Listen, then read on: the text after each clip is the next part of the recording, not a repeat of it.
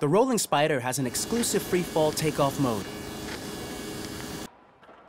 Press the freefall takeoff button, then as soon as you let go of the rolling spider, the engines will start automatically.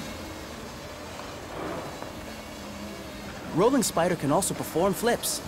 To enable this function, in the flip menu, select the type of flip you want to perform, then tap your finger 2 times quickly anywhere on the piloting screen to trigger the flip. It is also possible to make a flip when the rolling spider is moving. The Joypad mode allows you to take snapshots and record videos of the rolling spider in action with your device's camera.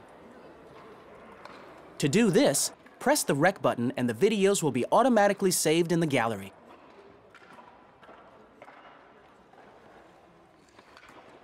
On the rolling spider's control interface, press Photo button to take snapshots with the vertical camera. To recover your photos, go to the Context menu and press Internal Memory. Select the photos that you wish to save and then press Transfer to add them to the gallery.